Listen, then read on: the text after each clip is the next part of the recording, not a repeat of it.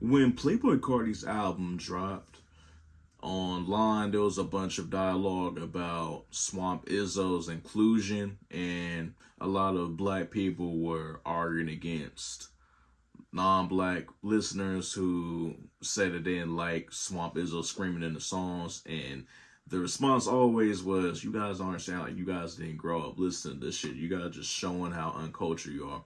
And I will push back just slightly because, granted, they probably are not aware of how frequent this was in the 2000s and the 2010s, depending on the age.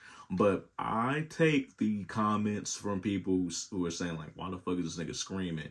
As they just don't like when DJs are screaming and bringing shit back in general. Because I'm not gonna lie, when I was a kid listening to those mixtapes, mostly Gangsta Grill's mixtapes, sometimes I was getting annoyed with how frequent he was bringing back a song. Or I'm just like, can I just hear the fucking raps, dog? Like there was a couple of instances of that where I'll just get annoyed, but I'll just love the song so much that I will ignore it after a while.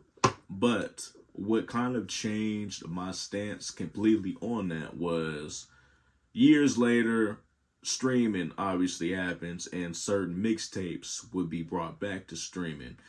I forget which mixtape it was. Actually, I do. It was the 2 Chainz True Religion mixtape. Obviously, it was a Gangsta Grills, so drama is adding to it. But if you listen to the No DJ Drama version, I felt like it just sounded empty. Like it just sounds wrong to hear this shit. So I said, no, I can't listen to it like this. I have to hear the Gangsta Grills version because this is not what I paid for, bro. It is this part of the song now, and any other form of it just feels wrong. I think people who are not used to the DJ or still think that they're annoying, they should do a side by side comparison of, okay, you've heard this song plenty of times.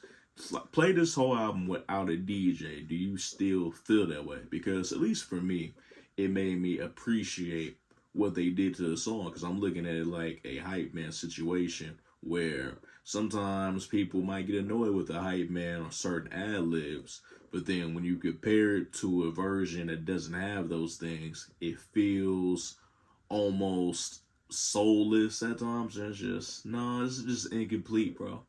So granted, some of these niggas honestly did not grow up listening to those type of tapes, and some of that can be an age thing too, not just them not being black.